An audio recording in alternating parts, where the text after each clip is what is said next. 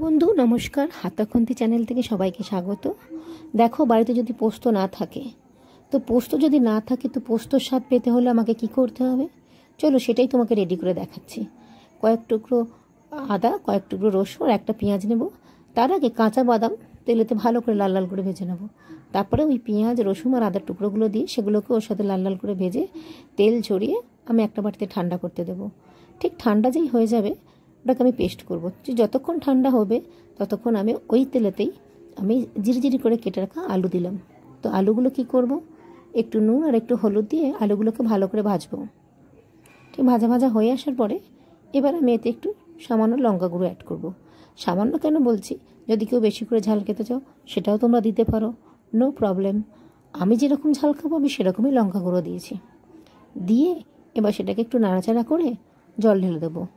কারণ জল ঢালার পরে এটাকে সিদ্ধ হতে হবে, কারণ দেখতে হবে ভালো করে যাতে এটা সিদ্ধ হয়ে যায়। তো তার আগে আমার একটা কাজ বাকি রয়েছে। আমি যে মশলাটা পেস্ট করে নিয়েছি ভেজে, সেই পেস্ট মশলাটাকে আমাকে এর সাথে কষতে হবে। তো ভালো করে কষে নিতে হবে।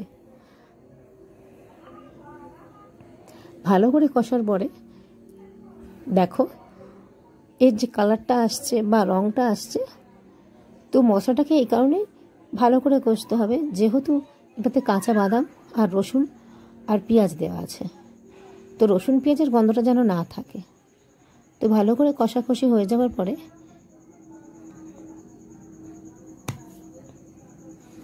এবার আমার কি দেবার পালা, ঠিক যে সবজিটা আমি অ্যাড করতে চাই সেই সবজিটা হলো লাউ।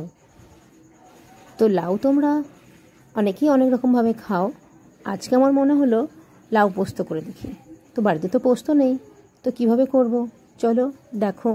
এই দিয়ে দিলাম পোস্ত বাটা, বুঝেছো? আমি যে মশলাটা তৈরি করেছি এটাই আমার পোস্ত। এখন এটাকে আমাকে পোস্ত ভেবে চলতে হবে। দেখো ভালো করে কষিয়ে নিলাম,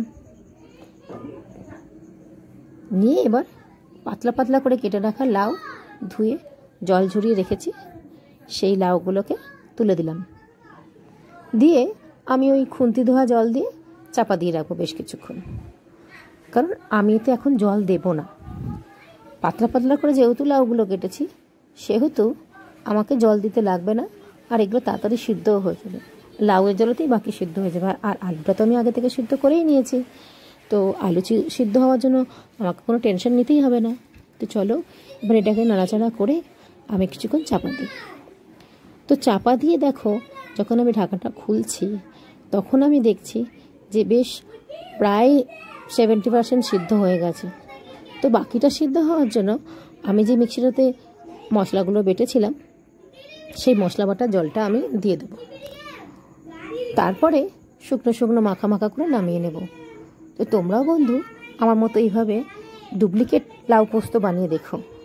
ডুপ্লিকেট পোস্ত দিয়ে লাউ পোস্ত বানিয়ে খেয়ে আমাকে বলো যে কেমন লেগেছে। আর বেশি বেশি করে শেয়ার এবং কমেন্ট দিও। আর সবাইকে সাবস্ক্রাইব করার জন্য অনুরোধ রইল, বেশি বেশি করে সাবস্ক্রাইব করে দিও। তো অবশ্যই কমেন্টে জানিও যে এই রকমভাবে রান্না করে তোমাদের কার কেমন লেগেছে। জানি না, আমার তো খুব ভালো লেগেছে, গরম গরম ভাতে অপূর্ব লেগেছে। তো চলো আজকে তোমাদের একটা ইউনিকভাবে দেখালাম। পোস্ত না থাকলেও লাউ পোস্ত খাওয়া যায় আর কি। তো আজকের মতো এখানেই বন্ধু।